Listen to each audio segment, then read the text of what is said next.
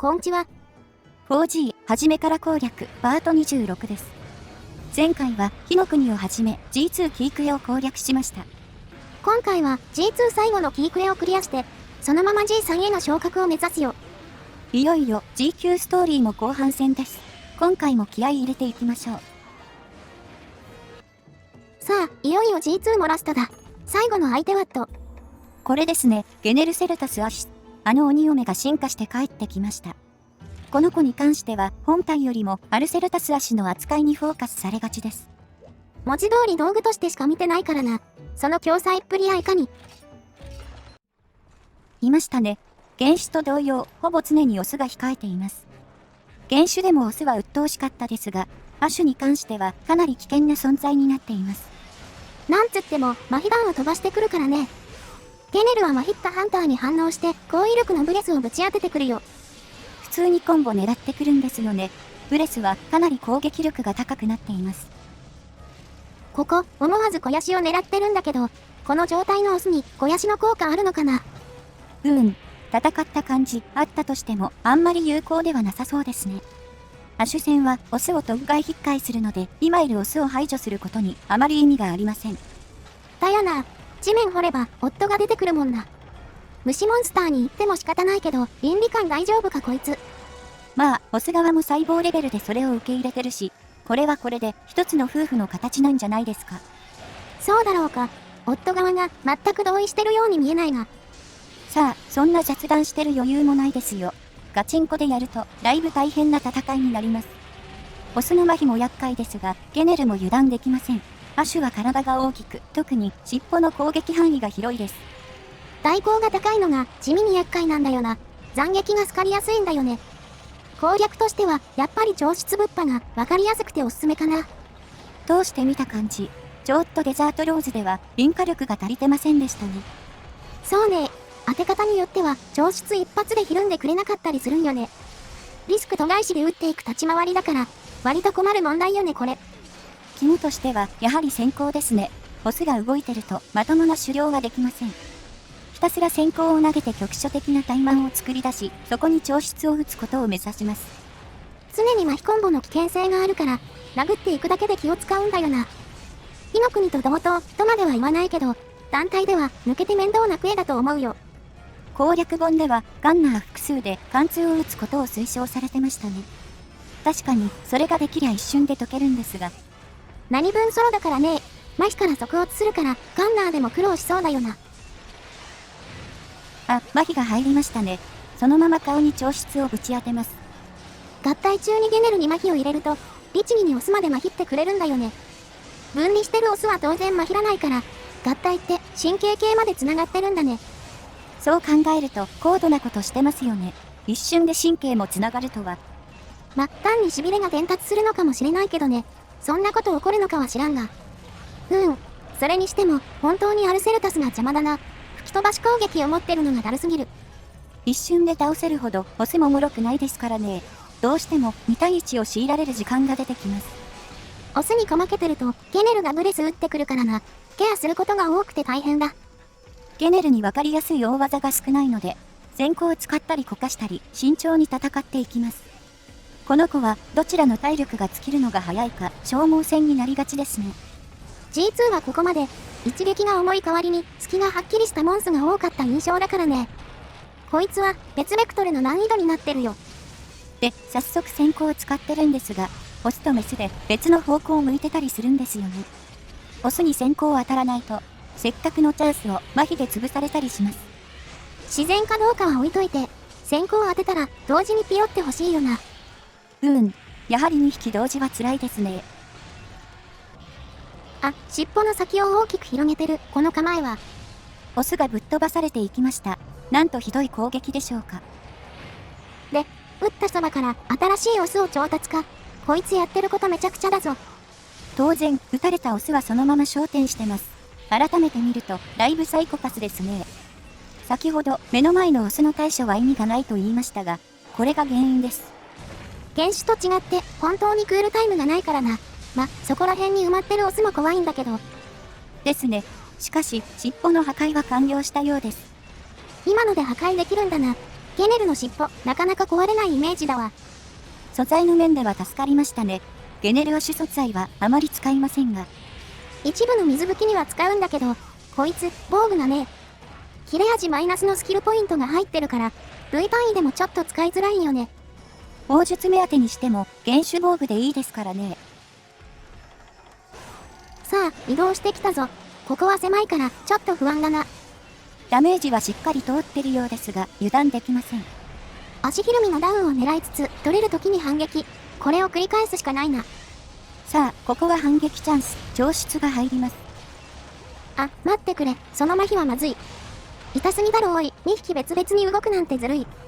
せっかくゲネルはひるんだのに、オスは生き生きしてます。突き潰しも G 級版といったところか。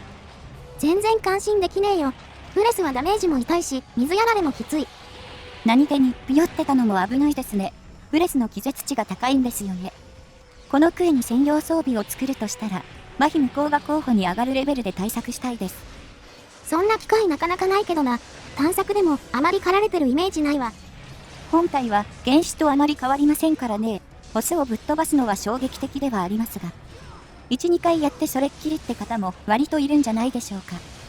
まあ、キークエにはなってるから影が薄いってことはないが。ストーリーズに出てるとはいえ、こいつも不遇亜種の一角かもな。だからこそ、久々に対峙すると意外に強くて苦戦するんですよね。ああ、また麻痺食らった。もういいってこれ。麻痺液と合わせて7割くらい減ってそうですね。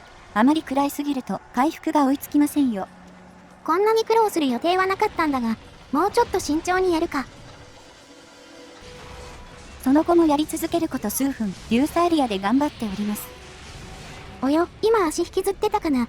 12分くらい経ってるし、もうそろそろ終わってほしい。おお、弱りましたね。ティガー種の倍くらい時間かかってます。じゃ、オスで瓶回収してからとどめ刺しに行くか。マージで大変だったよこのクエ。アルセルタス君がとにかくアグレッシブで、四方八方から攻撃が飛んできます。合体したら麻痺、分離したら突進と、全編ストレスフルって感じでした。こいつの物理攻撃力がまた結構高いんだよね。突進は普通に2、3割削ってくるからな。こんな風にね、もう嫌だこのクエ。文字通りゲネルは虫の息なんで、早く終わらせましょう。ほら、ようやく終わりましたね。13分台でフィニッシュです。冗談抜きで G2T クエで一番苦労した。精神的なものが大きいとは思うが。何にせよ、これで G2 キークエは終了です。いよいよ緊急クエストに挑戦ですよ。そうだね。よし、頑張ろう。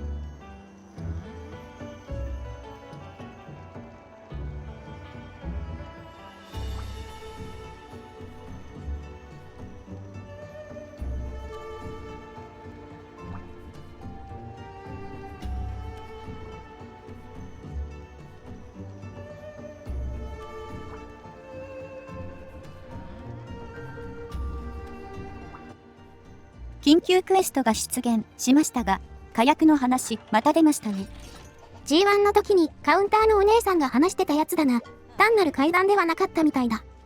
火薬と黒い液体も気になるが、我々はとりあえず目の前の課題をクリアしよう。ターゲットはゴアマ柄ですが、通常とは異なる個体のようです。これを超えれば G3 ですよ。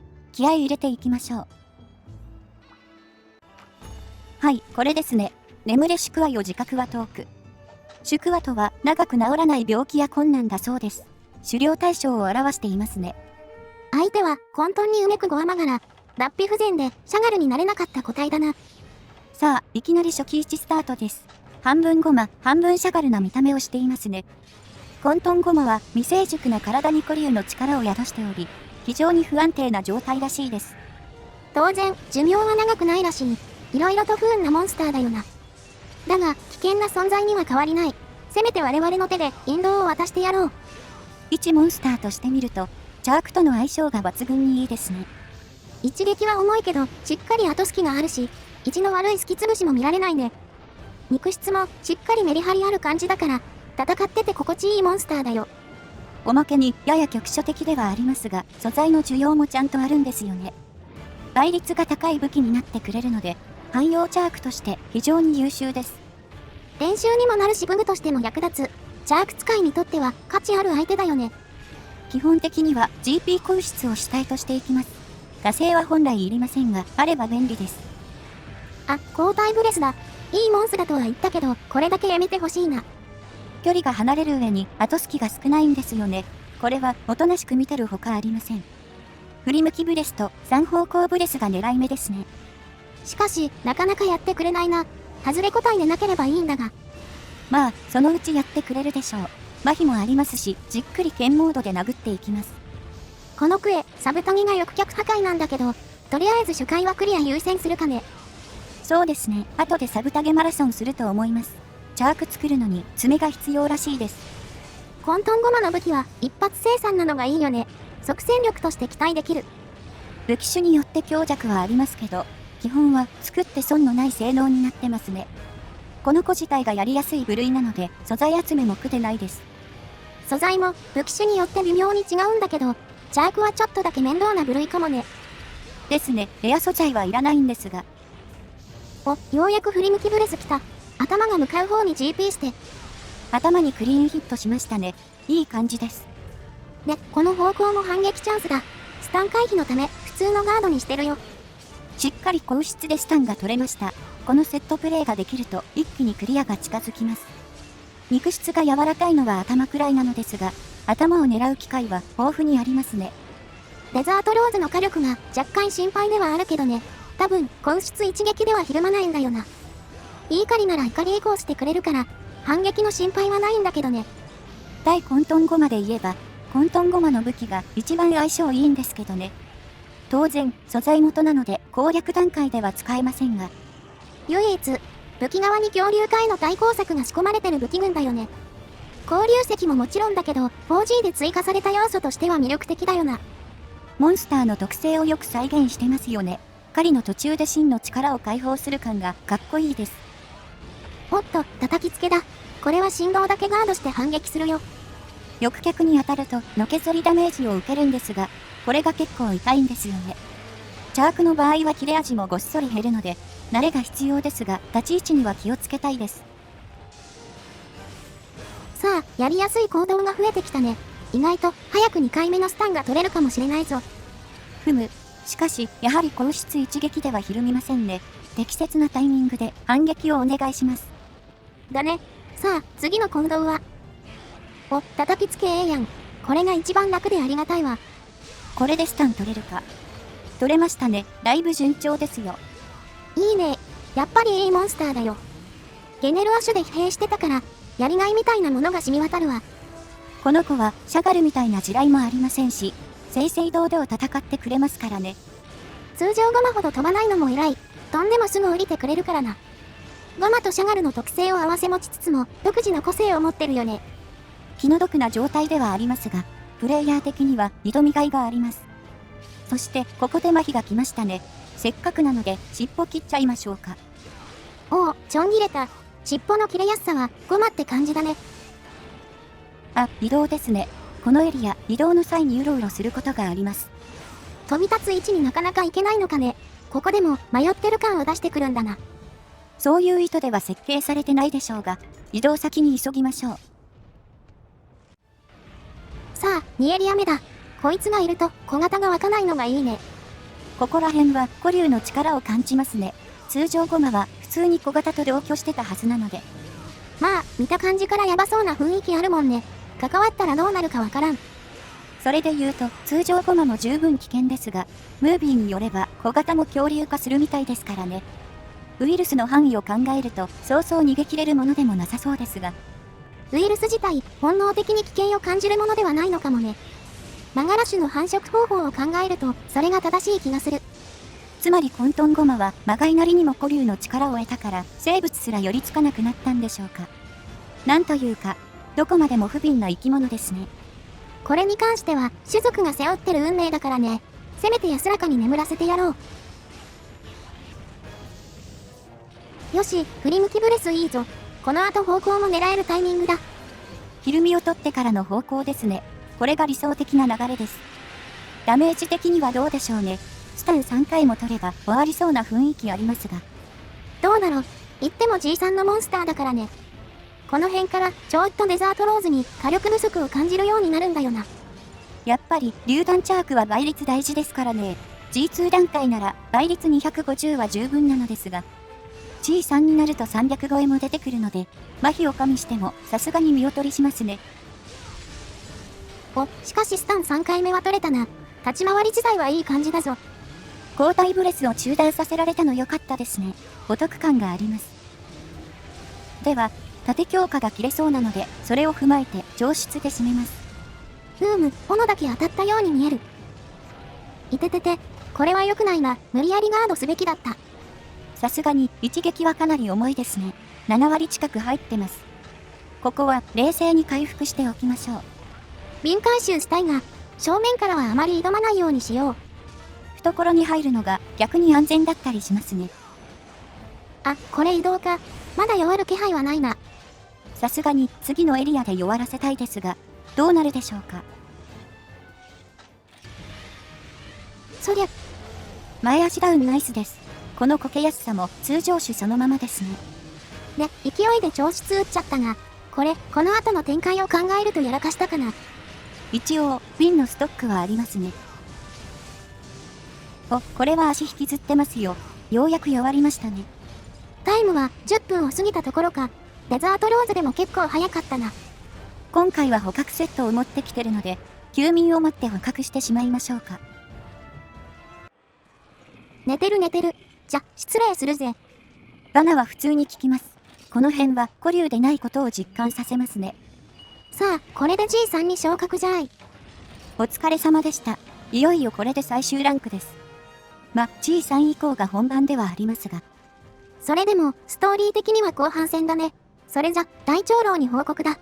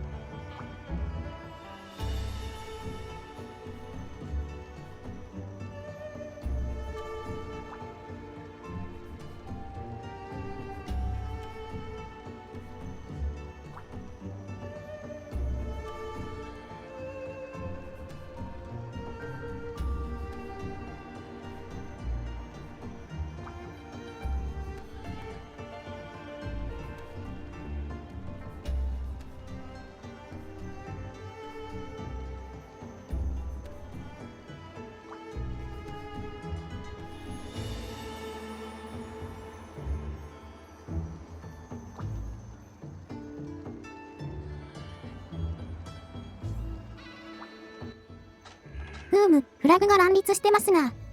せっかく昇格を果たしましたが、大きな脅威が迫ってるのは間違いなさそうですね。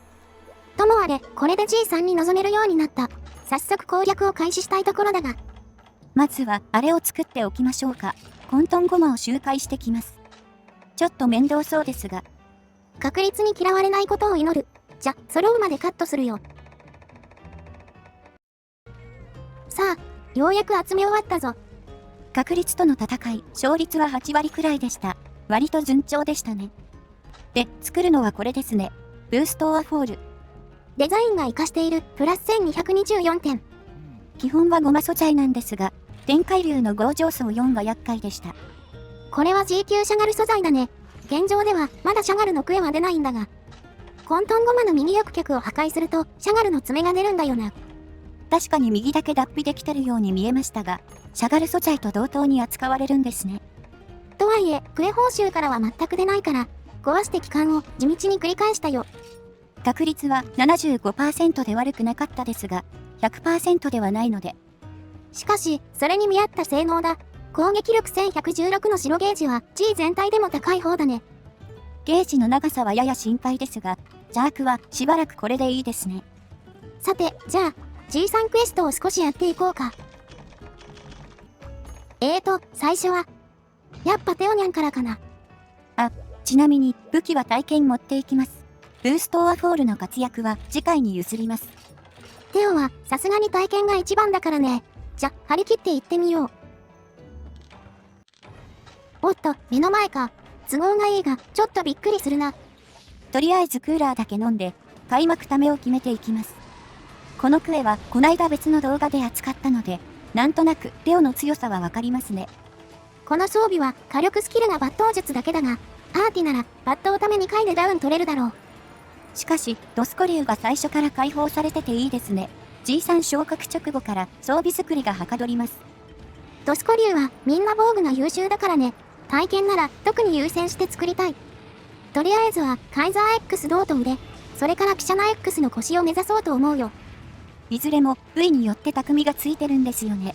特にアーティとかなり相性がいいです。カイザー X に関して言えば腰も優秀だよね。ウカウカウとしてテンプレにもなってる。G3 あたりから有名なテンプレ装備が作れますが、カイザーは出番が多いですね。スキルもスロットも優秀なんだよね。防御力も高めだし。なんといっても素材元がテオだから作りやすい。ここが大きなセールスポイントだ。動画で流れている通り、問題なくダウンを取れていますね。テオはどの武器でもやりやすいですが、体験はスーパーノヴァを自然にケアできます。それに角を壊しやすいのも見逃せないね。頭を殴りづらい武器もあるから。さて、振り向き狙っちゃおう。さすがに適当すぎたな今の。今のは単なるため位置のミスですが、テオはなかなか振り向かないことがありますね。経験が足りずよくわかりませんが、あれはため位置が影響してるんでしょうか。どうだろうね。単にランダムなだけかもしれんが。こういうテオの上半身側で溜めてると振り向きもらいづらい気がする。テオ体験、もっと慣れたいものですね。今はなんとなくでやっちゃってます。こいつの体験うまくはまるとめちゃくちゃ気持ちいいからね。いろんな技が使えるから、ラージャンとはまた違った良さがある。ラーについては、抜刀ため、ノウトウの繰り返しになりがちですからね。テオは、強ためや強なぎが自然と入ってきます。当て方も含めて、使いこなしてる感が出ますよね。4G の体験って振ってるだけで楽しいからな。強ためコンボの実装は神。強なぎはモーション自体かっこいいですし、威力も十分ですね。まあ、これのおかげで DPS 爆上がりして、やや抜けすぎてる感はありますが。あんま詳しくないけど、単純な近接 DPS でも、総中根に次いで高いんだっけ。体験ってもともと一撃離脱が強かったけど、定点まで強かったらいよいよ敵なしだもんな。それに加えて、4系列のモンスターは動き回りますからね。ここも体験の特性が噛み合ってます。おまけに、イベント環境があれば、スキルも充実するしな。システムのあらゆる恩恵を受けまくってるよね。それを少しでもランスやハンマーに分けてあげてたら、バランスが完璧な作品はないので難しいですけど。まあ、そんな尖ったバランスも 4G の良さではあるがね。で、テオ戦はどんなもんでしょう。見てる感じ、何も問題なさそうですが。自分のプレイ、テオの行動運、ともに9大点って感じがするね。アーティの切れ味が心配だったけど、まだ紫保ててるしな。先ほど体験はノバがケアできると言いましたが、逆に言えば遂げる機会が生まれませんね。紫20では確実に1エリア持たないので、どこかで能動的な研ぎ機会を作る必要があります。で、行ったそばから白に落ちたね。とりあえず追撃だけ入れて研ぐチャンスを探そう。例によって猫の研磨術をつけております。お手軽な切れ味ケアができて便利です。これも若干だけど、アーティの強さになってるよね。ジャークみたく必須猫スキルもないから。まあ、アーティ唯一の弱点が切れ味ですからね。手軽にケアできるのはありがたいです。しかし、研磨術があってもある程度の隙はいりますが、ブレスでも来てほしいですね。腹下に潜り込んで無理やり遂げないかな。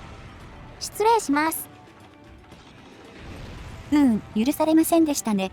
これ、おとなしく先行を使うのが早いんじゃないですか。そうだね。